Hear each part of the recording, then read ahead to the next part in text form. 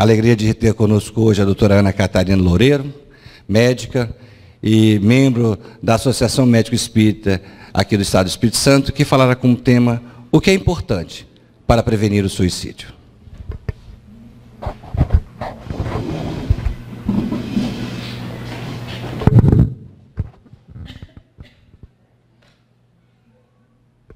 Boa noite.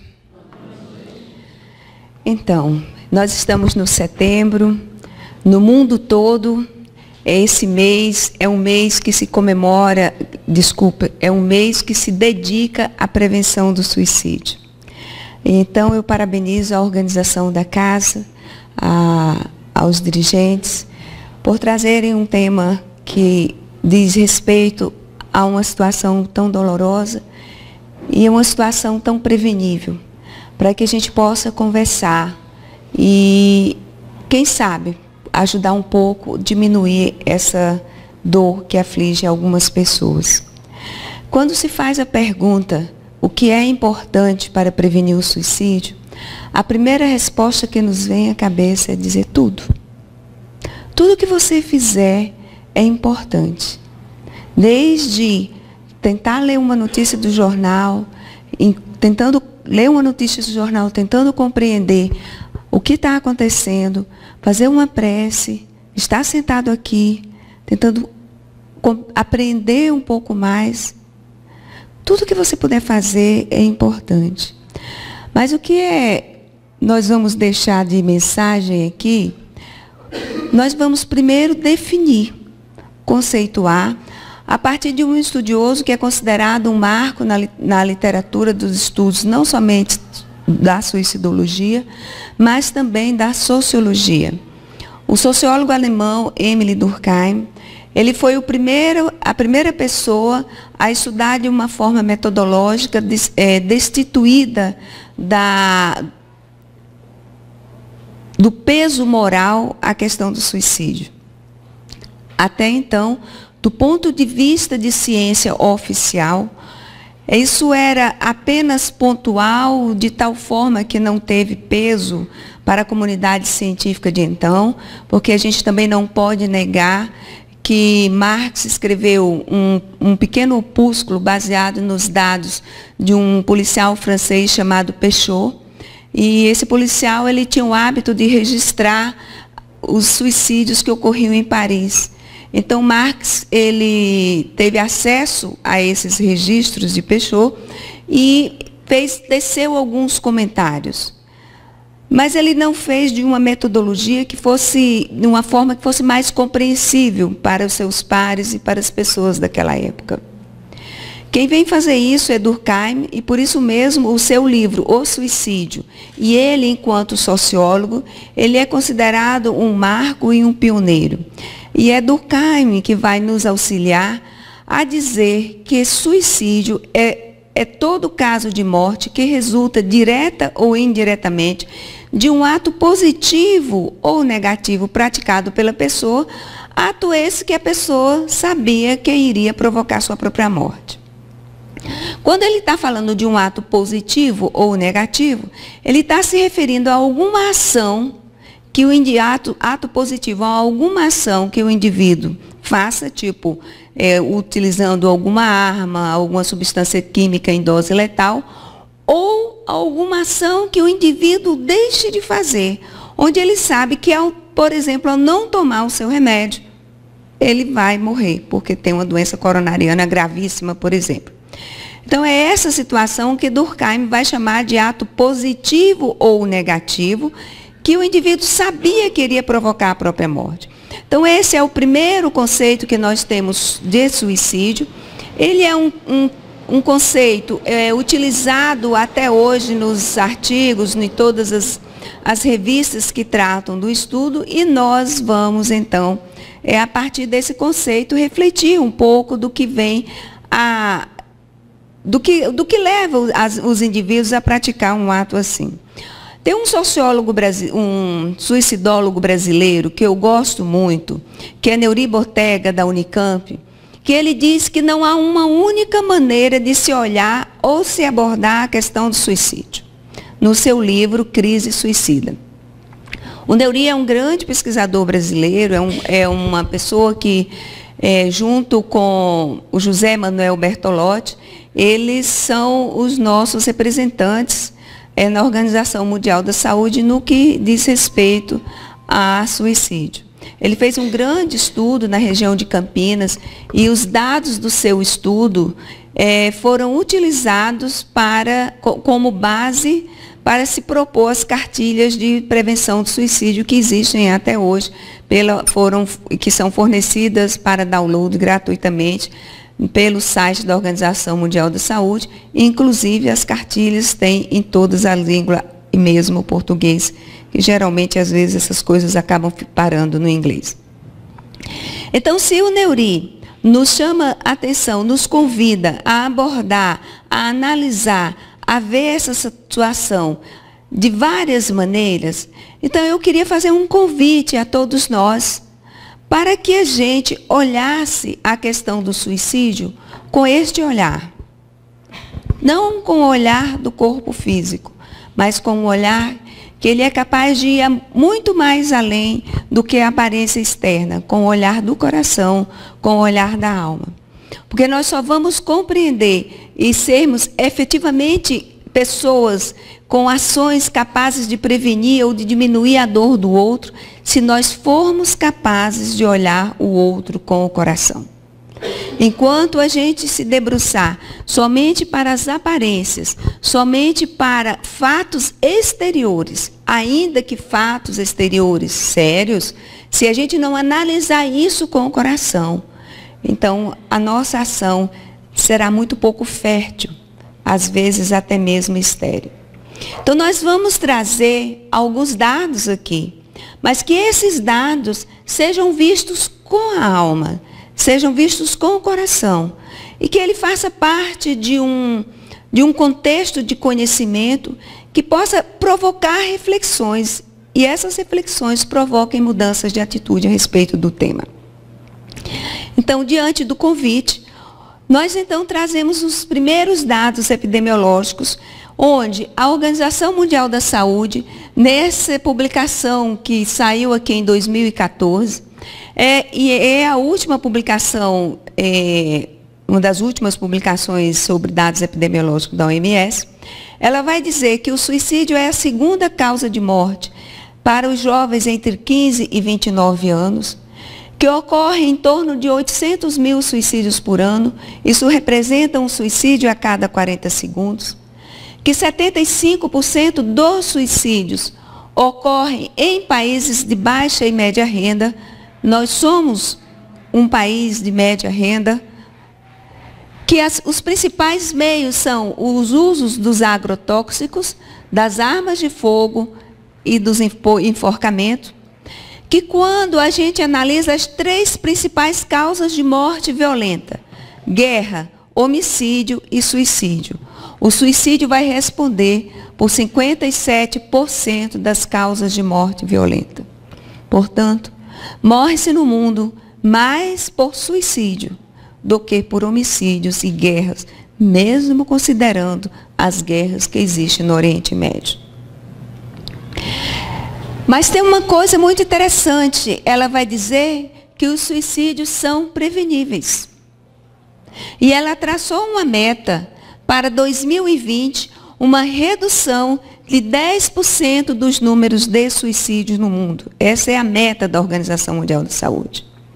E para atingir essa meta, a Organização Mundial da Saúde tem convidado não somente os profissionais de saúde, mas ele tem convidado especialmente a população de um modo geral, a população leiga, a população religiosa, os líderes religiosos e comunitários. A organização tem convidado a todos para fazer parte dessa rede de prevenção do suicídio. Então, o que nós estamos fazendo aqui é atendendo verdadeiramente uma solicitação da Organização Mundial de Saúde, onde ela solicita que a gente esclareça da maneira mais simples possível as principais causas e as formas de prevenir o suicídio. E mostra o quanto todos somos importantes nessa rede. Analisando os dados de Vitória, os últimos dados que nós temos são de 2000, foram do ano de o acesso é de 2016, mas os dados ainda são os de 2014. O que nós temos é 28 por local, esses dados são por locais de ocorrência. Então, às vezes, o indivíduo se suicida numa cidade, mas se reside em outra. Então, esses dados eu trouxe local de ocorrência. Então, nós tivemos no ano de 2014, 28 suicídios na região de Vitória, 22 na Serra, 16 em Vila Velha, 11 em Cariacica, 6 em Guarapari, 5 em Viana. Então, não são números que a gente possa deixar de lado. Esses são os números da região metropolitana. Então, na verdade, no ano de 2014, nós tivemos 88 suicídios na região metropolitana de Vitória. Então, isso não é um fato que está distante de nós. Isso é um fato que está mais próximo a gente do que imaginamos. E eu tenho, diante desses dados, ainda uma notícia não muito boa para trazer. Apesar de eu ter trazido números, de certa forma não, números assustadores, na medida que se desencarna no mundo uma pessoa a cada 40 segundos por suicídio, e nós que somos espiritualistas e espíritas, sabemos o significado espiritual dessa situação, esses números ainda são subnotificados. São subnotificados porque algumas dessas mortes não são identificadas como sendo suicídio, porque o indivíduo, às vezes, chega no hospital após uma tentativa de suicídio, não morre imediatamente, ali ele fica numa internação prolongada e, às vezes, vem, por exemplo, uma pneumonia, uma septicemia, um choque séptico. Então, a sua causa imediata de morte acaba sendo o choque séptico. E se o indivíduo não for colocando secundário até chegar em suicídio, esse fato desaparece das estatísticas. Essas estatísticas são subnotificadas também porque existe um grande preconceito. Apesar de toda a evolução que nós temos, de toda a divulgação, de tudo, de todas as redes sociais, ainda existe um grande preconceito e uma grande vergonha da família dos chamados sobreviventes. Porque quando se trata de suicidologia, a gente chama de sobrevivente aqueles familiares e amigos que são contatos diretos daquelas pessoas que faleceram por suicídio ou tentaram suicídio. Eles são os enlutados e são os sobreviventes, não somente aqueles que tentaram e não conseguiram. E é bom que se diga, que se lembre, que os sobreviventes ou os enlutados, eles passam então a fazer parte do grupo de risco para cometer suicídio. E que cada suicídio, ele deixa entre 6 e 8 enlutados. Então, 6 a 8 pessoas são atingidas, no mínimo, pelo suicídio de uma pessoa. Então, para cada suicídio, temos pelo menos 6 pessoas, considerando por baixo, enlutados. Então, se nós arredondarmos isso aqui para 90, só para efeito de cálculo, e considerarmos no ano de 2014, nós tivemos 500, somente na região metropolitana, nós tivemos 540 pessoas enlutadas por suicídio, e são 540 irmãos nossos que passaram a fazer parte do grupo de risco. Segundo os dados da epidemiologia, os dados que estão disponíveis para nós, fornecidos pela Organização Mundial de Saúde. Então, nós precisamos também olhar muito para essa população, para essa pessoa, porque o sofrimento existe e é real. E não precisa ser somente o pai, a mãe, o cônjuge, o filho. O sofrimento, às vezes, é um amigo muito próximo. E quando o suicídio é de uma pessoa famosa, de alguém que tem uma liderança naquela região, eles dizem, as pessoas que estudam o enlutamento, que esse número de pessoas pode chegar até 30 pessoas. Então, são dados impactantes e que nós precisamos nos debruçar sobre eles com aquele olho, com aquele olhar, com o olhar do coração. E aí fica a grande pergunta: por que que alguém então faz essa escolha? Se nós estamos diante de uma época em que nós temos disponíveis tantas coisas para a gente, por mais dificuldades econômicas, financeiras que nós estejamos passando, mas nós temos disponíveis agora informação, um acesso ainda que bastante precário ao sistema de saúde. Tem algumas coisas bastante interessantes, outras bastante precárias. Mas quando a gente olha historicamente o que tinha a sociedade há 50 anos atrás e o que temos agora, ganhamos em muitas coisas. Então, o que acontece que o indivíduo faz essa escolha? O que é unanimidade em todos é dizer que o indivíduo, quando está com esta dor e que ele escolhe o suicídio, ele está dizendo: socorro, eu não consigo mais viver com essa dor. A dor é tão grande que ele não consegue mais ver alternativa para a sua dor. Ele acha que nada do que se for feito vai aliviar a dor. Então, que a única saída para o alívio da sua dor é a morte. Por isso que ele busca essa alternativa. E a nós, enquanto cuidadores, cabe então mostrar para esse indivíduo que sim, que existe uma saída. E que nós podemos ajudá-lo nessa saída para a sua dor.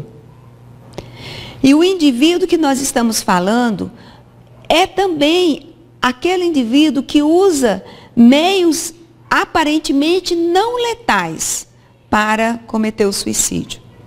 Porém, infelizmente, e como profissional da área de saúde, eu fico muito triste ao ter que relatar que os nossos atendimentos nos prontos-socorros, as pessoas que tentaram suicídio ainda são muito precários. E não é incomum os nossos queridos pacientes sofridos dizendo para a sociedade que ele não aguenta viver com a dor, quando ele chega nos prontos-socorros, ele escuta, entre aspas, pérolas tipo: se você quisesse morrer mesmo, você devia ter feito isso, isso, isso e isso. Aí dá a receita de bolo, na dose certa.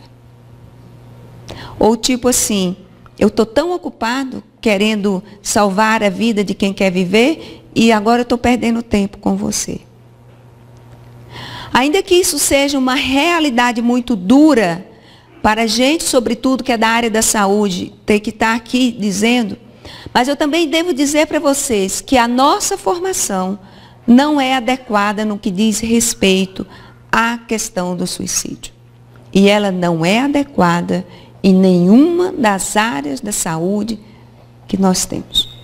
Nem na equipe, nem na formação médica, nem na formação da enfermagem, nem na formação da assistência social e nem na formação do psicólogo. As pessoas da área de saúde que se especializaram foram atrás disso por sua própria vontade, porque se identificaram com o tema e buscaram. Então, são pessoas que também precisam da nossa oração, da nossa empatia. E não é essa oração e essa empatia, não é nenhum sermão. Mas se você é profissional de saúde, se você é um familiar, se você está ao lado e ouve alguém dizer isso, não cabe o sermão. Mas cabe você chegar para quem sofre e dizer: como vai você? Posso te ajudar? A sua atitude de paz e de boa vontade pode mudar a atitude de uma equipe inteira. A sua atitude de coração. Quando o Neuri nos convida a abordar a questão de vários olhares, esse é um dos olhares. Quando o nosso terceiro slide é um convite para que a gente olhe com o coração, é porque somente olhando com o coração nós vamos conseguir ajudar a todos os atores envolvidos nessa questão. Existe então, fatores de risco? Existem situações que põem o indivíduo em risco. Mas pôr em risco não significa necessariamente que o suicídio vai acontecer. Mas significa que nós precisamos empreender um sistema de vigilância e suporte para aqueles que estão em risco. Então, o que o Neuri vai colocar no seu livro? Que existem os fatores predisponentes. Então, são aquelas situações que as pessoas estão imersas, estão envolvidas e que os tornam vulneráveis, os tornam frágeis e pode acontecer diante de outras situações que ele chamou de fatores precipitantes. Então, você tem fatores predisponentes. Se fatores precipitantes ocorrerem, então o suicídio vai acontecer de uma forma mais intensa, digamos assim. Quais são, então, esses fatores predisponentes, o que eles chamam de predisponentes e precipitantes? Os fatores predisponentes são aquelas situações em que estão permeando a vida do indivíduo, mas ele não necessariamente está pensando em suicídio. Os transtornos mentais ou transtornos psiquiátricos, o indivíduo tem realizado tentativas prévias de suicídio, aquelas coisas que as pessoas dizem assim, não quer morrer não, só quer chamar a atenção. Mas é verdade. Para que ele quer ou ela quer chamar a atenção? Para a sua dor. Na verdade, não quer morrer. O sentimento da pessoa que tenta suicídio é ambivalente. Ao mesmo tempo que ele não quer morrer, ele quer viver sem a dor, ele quer morrer para passar a dor. Então, existe uma característica do indivíduo que é a ambivalência. O que ele quer é viver sem a dor. Se a gente mostrar que existe uma possibilidade de viver sem a dor, ele não mais pensa em morrer pelas próprias mãos. A presença de um suicídio na família, abuso físico e sexual, sobretudo na infância, coloca os indivíduos como fatores predisponentes. Perda de um genitor na infância, existem trabalhos mostrando que aqueles indivíduos que tentaram suicídio, a maioria deles tiveram a perda de um dos genitores na infância. Isolamento social, desemprego e uso abusivo de álcool. Se o indivíduo está dentro deste grupo aqui, existe uma lista bem maior, a gente trouxe aqui as mais comuns. E acontece alguma dessas situações aqui que ele chamou de precipitantes, então ele pode passar a considerar o suicídio como sendo uma saída para aquela dor que ele está vivendo. Então, se ele tem alguns dos fatores predisponentes, e aí tem uma desilusão amorosa, uma separação conjugal, se vive situações de conflitos relacionais, não somente conflitos conjugais, mas de um modo geral, se ocorre uma falência, uma derrocada, uma perda financeira, se perde o emprego, se é um indivíduo que é alcoólatra, se passa por situações que ele considera desonra ou vergonha.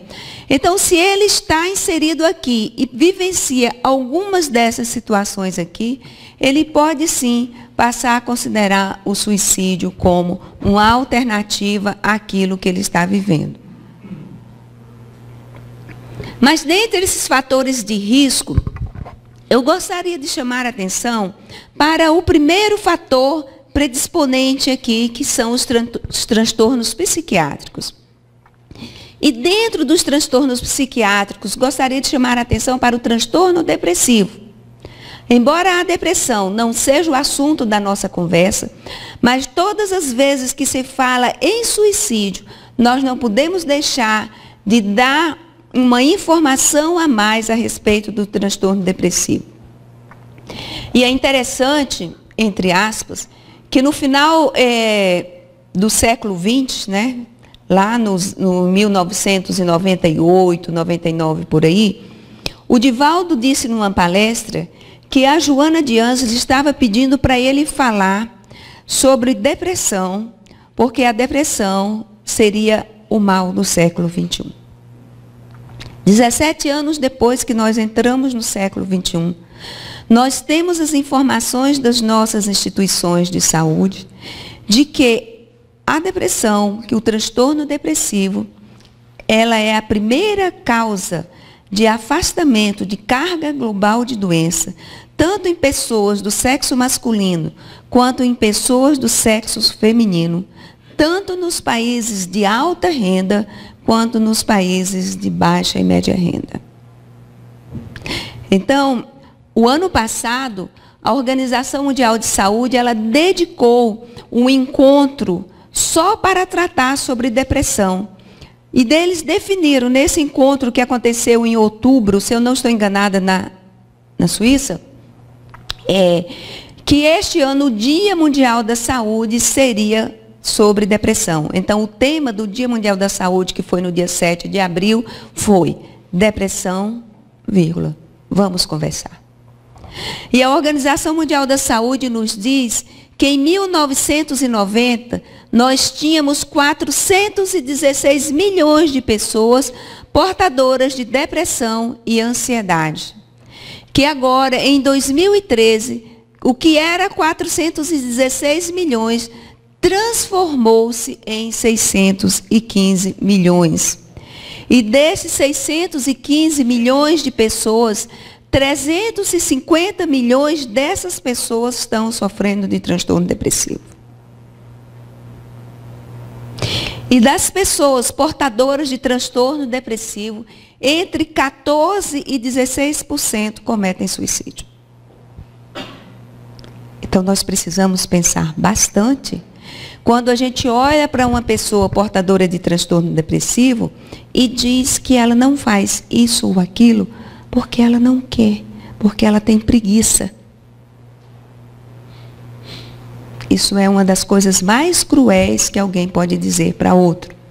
Porque a depressão é uma doença extremamente grave, incapacitante, e as pessoas não fazem as suas atividades cotidianas porque elas não conseguem fazer. E elas não conseguem fazer porque elas têm alterações orgânicas e emocionais. Não somente emocionais. A principal manifestação do transtorno depressivo é uma manifestação emocional, mas esta manifestação, ela ocorre porque ela também tem causa orgânica. Então, não é à toa que quando a gente vê aqui os transtornos psiquiátricos como transtornos predisponentes, é que aí está inserido o transtorno depressivo e aí também os transtornos de esquizofrenia e transtornos psicóticos em geral, onde o indivíduo perde contato com a realidade e aí ele passa a imaginar uma série de coisas e acaba tirando a própria vida. Mas diante do suicídio também existe muito mito. E dentre a relação que a Organização Mundial da Saúde nos traz e que diz o que é fato e o que é ficção, então, é ficção achar que as pessoas que ficam ameaçando suicídio não se matam. Na verdade, a maioria das pessoas que tentaram suicídio e morreram por isso, deram amplos avisos da sua intenção antes. Tem um estudo em inglês que fala que a maioria das pessoas que tentou suicídio consultou um clínico geral nos 30 dias que antecederam o ato suicida. E, infelizmente, não foi identificado. E não foi identificado não é por má vontade. É porque, às vezes, não é fácil mesmo identificar a intenção suicida na pessoa. É ficção achar que quem quer se matar, se mata mesmo. As pessoas que pensam em se matar, eles têm sentimentos ambivalentes. Nós falamos sobre isso agora há pouco. Achar que uma melhora após uma crise significa que o risco de suicídio acabou. Somente um profissional de saúde mental que acompanha aquele paciente vai poder dizer com alguma margem de segurança se o risco acabou ou não. Porque às vezes a melhora após a crise, o indivíduo adquire energia e força suficiente para executar aquilo que ele tinha planejado e ele não tinha coragem de fazer antes. Dizer que nem todos os suicídios podem ser prevenidos, 90% dos suicídios podem ser prevenidos. E achar também que uma vez suicida, para sempre suicida, embora ele faça parte de um grupo de risco, quando adequadamente tratado, o pensamento suicida pode nunca mais passar a fazer parte da vida daquele indivíduo. Então, são apenas alguns itens que a Organização Mundial de Saúde traz nos seus manuais, que eles trazem como fato e ficção. E quais estão as principais estratégias de prevenção? Uma das maiores estratégias de prevenção é isso que nós estamos fazendo aqui agora, é a informação. E essa informação, ela não pode ser apenas uma informação numeral. Então, é 40 segundos uma morte por suicídio, 800 mil por ano. O que é que isso significa? O que é que isso impacta? Como é que eu posso mudar isso? Então, a informação, quando ela chega com o coração, ela precisa mudar a minha atitude. A gente, ao trazer isso, não é meramente ilustrativo. É porque nós precisamos todos juntos arregaçar as mangas, religiosos ou não religiosos, profissionais de saúde ou não profissionais de saúde, para tentar mudar essa história. Para quando, daqui a 30, 40, 50 anos, alguém vir falar sobre esta situação que assolava a humanidade no início do século XXI, alguém possa dizer, a sociedade naquela época se reuniu e mudou a história. Para que nós sejamos vistos de uma forma diferente. E não como aqueles que apenas soube e nada mudou e nada fez. Então, a estratégia da comunicação, o conhecimento com o coração, é a principal ferramenta para a gente prevenir o suicídio. E essa informação, ela cabe em qualquer lugar. No lugar de trabalho, no local de trabalho, na instituição religiosa, na sociedade, onde alguém traga para você uma informação inadequada e você possa dizer, não, fulano, não é assim. A Organização Mundial de Saúde, aí você tem uma referência de peso, de respeito. A Organização Mundial de Saúde diz que nem todo mundo que tenta suicídio, na verdade, quer morrer, mas porque ele está com uma grande dor. Ele quer viver sem a dor. Olha como faz a diferença. É você passando uma informação de alta credibilidade. É de uma chancela enorme. Você está passando uma informação da Organização Mundial de Saúde. De tal forma que, em 2012, ela apresentou essa publicação, onde ela diz que a principal estratégia é promover a conscientização pública quanto à saúde mental e ao comportamento suicida, que nós acabamos de fazer. E reduzir o acesso e a disponibilidade de meios. Nós temos que pensar muito quando a gente diz que é a favor de andar armado. Quando a gente é contra o desarmamento. Porque o acesso ao meio está provado que é uma das facilidades que o indivíduo tem para cometer suicídio, daí porque os militares, em geral, têm um alto índice de suicídio. Ele tem a arma na cintura. Vindo que se tenta suicídio, em 90% deles o fazem de forma impulsiva, que é outra característica do indivíduo que tenta suicídio. A ambivalência, quer morrer, mas quer viver, a impulsividade e a rigidez. A rigidez no sentido que ele não consegue ver a alternativa. É como estar nesta sala e não ver janelas e portas. Está fechado, claustrofóbico, eu tenho medo de claustrofobia, não consegue ver. Está rígido, não consegue olhar, não consegue se virar. Então não consegue ver nada além do que sua própria dor. Essa é a rigidez que se fala do pensamento suicida. Existem diversas instituições que se dedicam à prevenção do suicídio no mundo inteiro. Existe a IASP, que é a Associação Internacional de Prevenção do Suicídio, que juntamente com a Organização Mundial de Saúde destinou o dia 10 de setembro como o Dia Mundial de Prevenção do Suicídio. E este ano, o lema do dia 10 de setembro é "Doe um minuto, mude uma vida". Para que a gente possa conversar. Um minuto que a gente converse com alguém que está na iminência de cometer o ato suicida, pode mudar.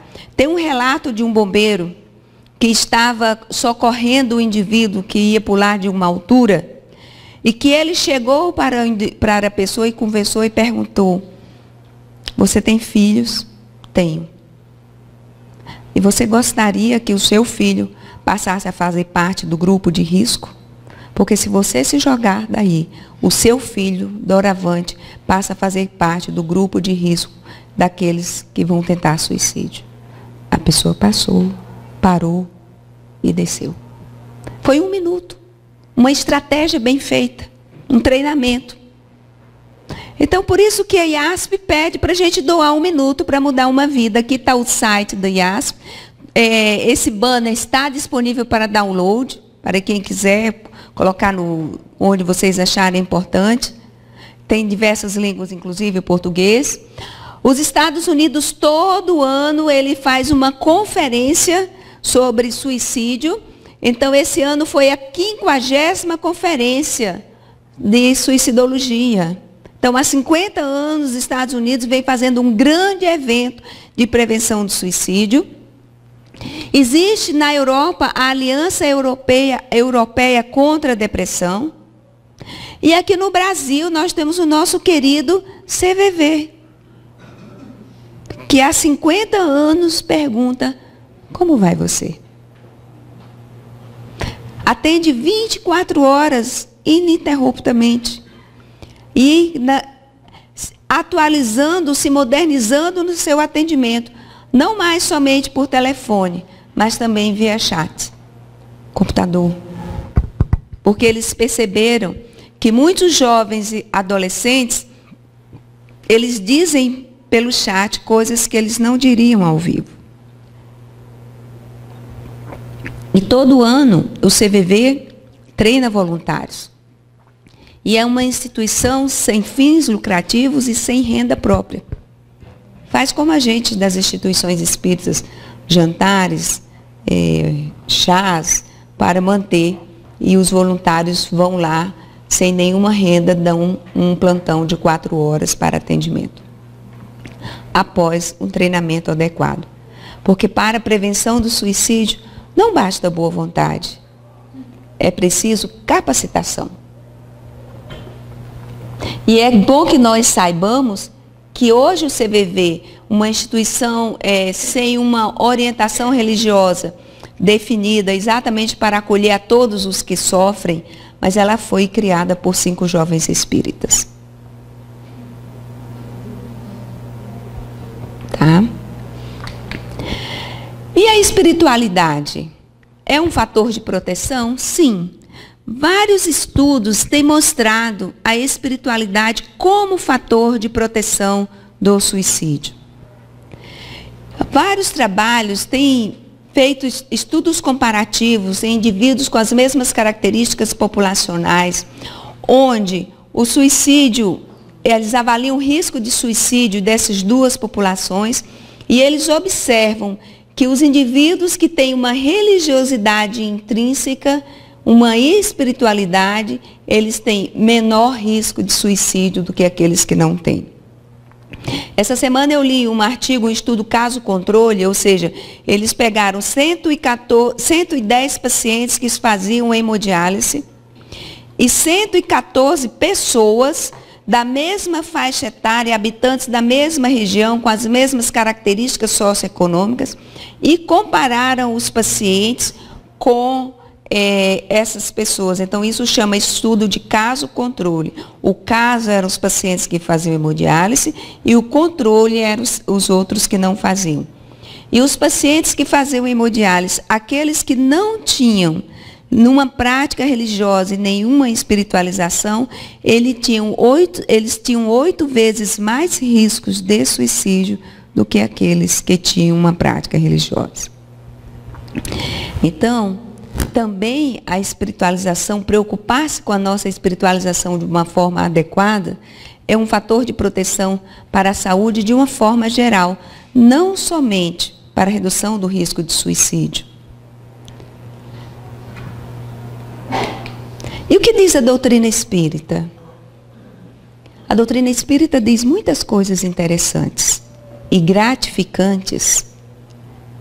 Aquele livro, O Suicídio, que eu trouxe nos nossos slides iniciais, foi de 1897.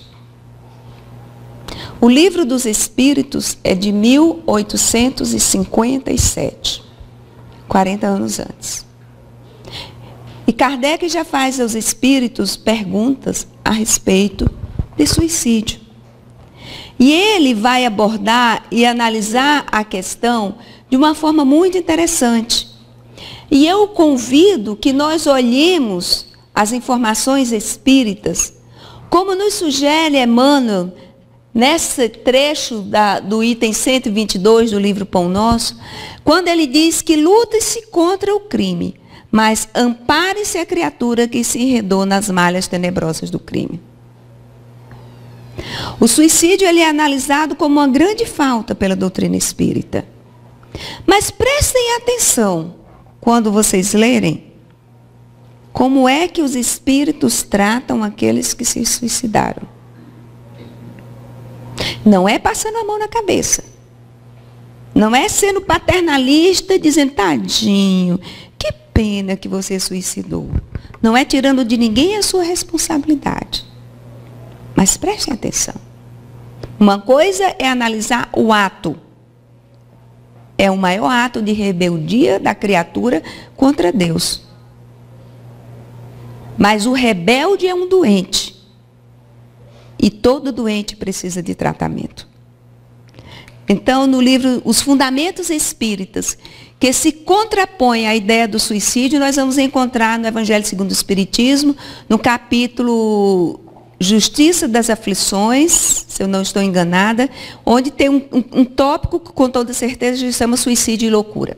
Então, ele vai dizer que se contrapõe à ideia do suicídio a certeza de uma vida futura. Lembra o que nós falamos, que o indivíduo não quer morrer, ele quer viver sem a dor? Então, se a gente tem certeza da vida futura, e eu quero viver sem essa dor, e o meu corpo vai desintegrar, mas a minha alma vai continuar, então a dor não vai passar. A certeza de que abreviando os meus dias, eu vou chegar a um resultado oposto do que eu esperava. Eu não vou deixar de sofrer, eu vou continuar sofrendo. Porque eu não resolvi o problema. A certeza de que o suicídio é um obstáculo, que no outro mundo a gente vai se reunir aquelas pessoas que foram antes da gente, que é objeto das nossas afeições. Então, algumas pessoas tentam o suicídio porque quer encontrar o ser amado do outro lado. Ele só se afasta, e é isso que a doutrina espírita nos traz. E, sobretudo, a doutrina espírita nos traz a indisponibilidade da vida. A vida nos foi dada por Deus, e só Ele sabe e cabe nos tirar. Só Ele sabe o tempo certo, e só a Ele o momento da gente ir.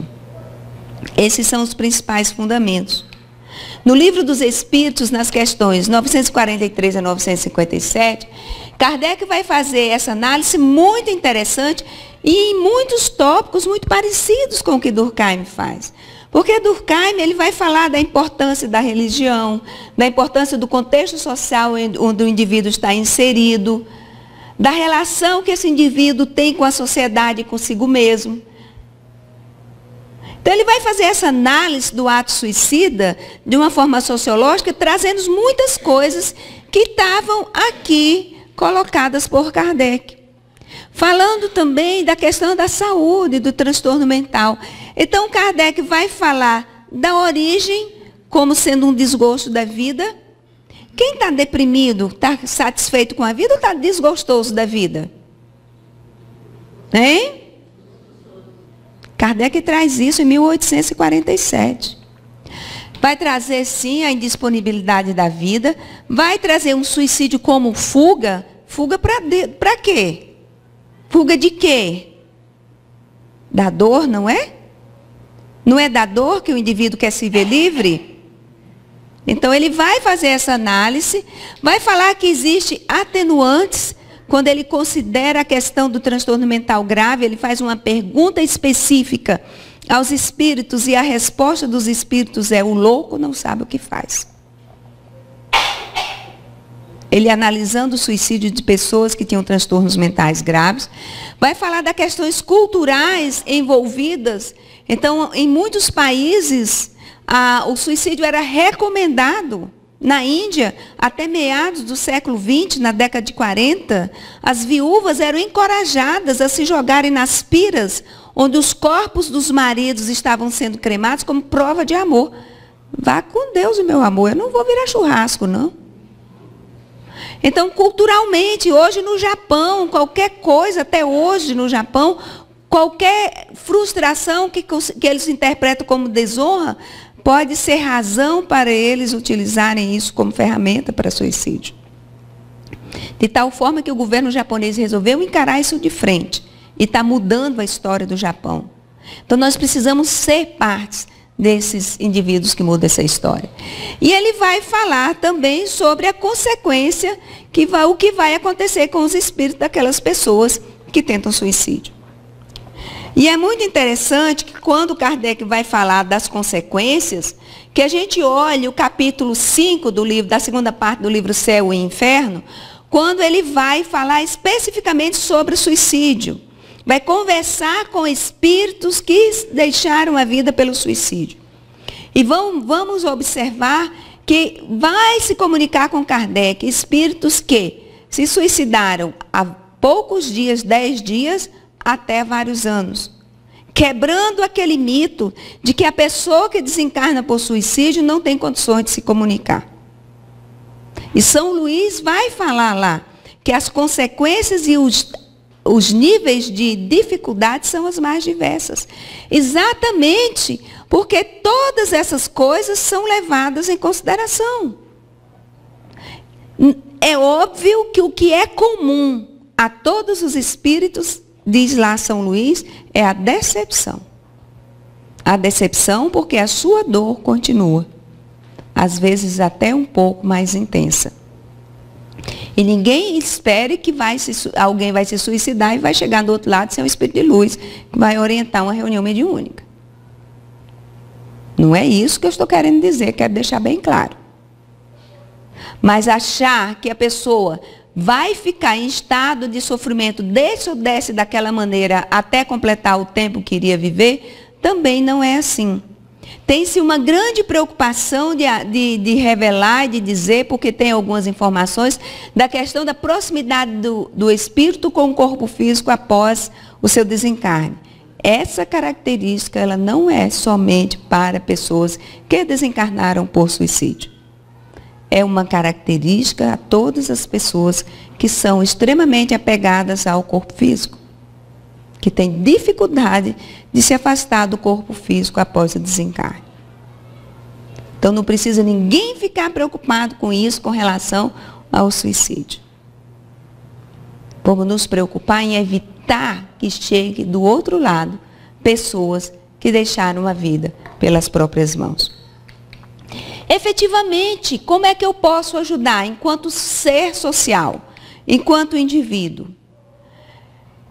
Primeira coisa, qualquer ameaça precisa ser levada a sério. Qualquer que seja. Não é para você sair se desesperando, procurando uma internação psiquiátrica, mas conversa com a pessoa, tenta, como diz lá no Nordeste, assuntar em que pé as coisas estão. Não emitir julgamento. Ah, mas se eu fosse, mas isso é bobagem. Isso eu tiraria de letra. Você tiraria de letra. Ela não. Ela não está tirando de letra. Está doendo demais. Então não vamos emitir julgamento. Não desafie, nunca, jamais, em tempo algum, a pessoa. Ah, se você quer se matar mesmo, está aqui a faca ou o revólver. Ô, gente, isso pode acontecer na sua frente. E nunca mais você se recupera disso. Nunca mais você vai esquecer essa cena. Porque vai ser inesquecível. Porque no transtorno emocional que o indivíduo está, ele cria coragem naquele momento. Não desafie nunca. Escute atentamente. Escute com o coração. Lembram que nós trouxemos já o coração? Escute com o coração. Tenha calma. Tenha empatia com a dor do outro. Empatia não é sentir a mesma dor, mas é entender que está doendo. Se nós, profissionais de saúde, fôssemos sentir a dor do nosso paciente, a gente morria, né? Mas é preferencialmente que nós sejamos empáticos com aquela dor. Eu sei que tem colegas que não conseguem exercer empatia, mas nós, preferencialmente, deveremos ser empáticos. Entender que aquilo dói, que aquilo é um sofrimento que não seria para mim, mas é para outro. E ter foco nos sentimentos da pessoa. Essas pequenas ações, elas vão fazer uma grande diferença. E, sobretudo, se o indivíduo diz para você que ele resolveu que ele vai se suicidar, que ele já comprou o veneno, que ele já comprou a arma, que ele vai fazer isso do dia tal, que ele já deixou a carta de despedida, esse indivíduo precisa de vigilância 24 horas. E aí não pode guardar segredo. Tem que chamar a família. Ah, mas não quero que ninguém saiba. Não, quem é que você quer que eu chame? Quem você quer que eu chame? Não vai ficar mais sozinho. Ele precisa de vigilância 24 horas. E a maioria das vezes, quando ele já tem um plano estabelecido, tem os meios, está tudo marcado, ele precisa de internação psiquiátrica.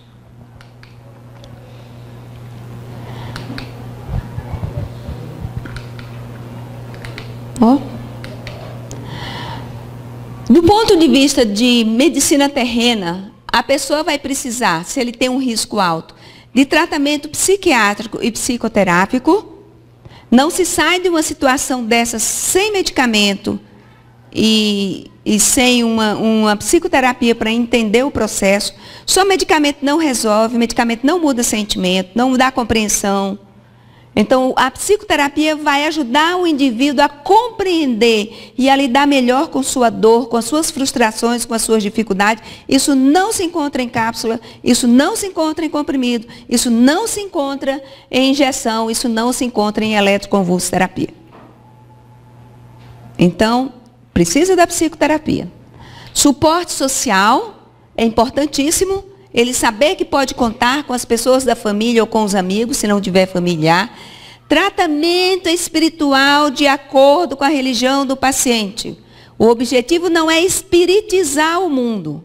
Se ele veio a instituição espírita buscar ajuda, é porque ele quer uma ajuda à luz da doutrina espírita. E nós não podemos negar isso a ninguém. Ele está na casa espírita porque ele quer a luz da doutrina espírita, seja qual for a religião dele. Ele passou dos portões para dentro e disse, eu quero ajuda, então ele quer a luz da doutrina espírita. Agora, é no seu ambiente de trabalho, é no seu convívio social e ele vem, que religião que você é? A não ser que ele diga, como é que é lá na casa espírita que você frequenta? Eu estou assim, assim, assim, estou precisando de ajuda. Então, nós não podemos negar. E à luz da doutrina espírita, o que é que nós temos? É o que a gente chama de terapia complementar espírita. Terapia complementar e não alternativa. Porque quando a gente fala de terapia alternativa, é isso ou aquilo. Terapia complementar, não. Tem os medicamentos necessários, tem a psicoterapia, e nós vamos ajudar, vamos complementar isso com o nosso acolhimento adequado na instituição, orientando e instalando, se ainda não tiver o culto no Evangelho no lar. Gente, nesses tempos conturbados que nós estamos vivendo, é um fator de risco muito grande não ter culto no Evangelho no lar. É um fator de risco muito grande. É igual você ter uma casa no Reis do Chão de portas escancaradas. Qualquer um pode entrar. Passes, água fluidificada, para reabastecer energeticamente aquele corpo, aquele perispírito, e o tratamento espiritual não só para o encarnado, mas para os desencarnados, que em quase 100% das situações estão potencializando aquela ideação suicida. Porque nós sabemos o que somos hoje, mas nós não sabemos o que fomos ontem. Muitas vezes o bonzinho que nós somos hoje, o melhor que nós somos, é o que nós estamos. Imagine o nosso passado, às vezes nós deixamos a retaguarda adversários. Então eles nos acompanham. E a terapia espiritual vai ajudar a esclarecer aquele espírito, aliviando a carga do encarnado, ao mesmo tempo que reabastece aquele indivíduo.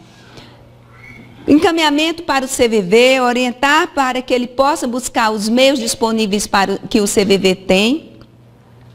Onde a instituição espírita não tem atendimento 24 horas, mas o CVV tem e atende a todo mundo. Na Associação Médico Espírita, nós temos desde 2015 um grupo de pessoas que estão dedicadas a ações de prevenção do suicídio.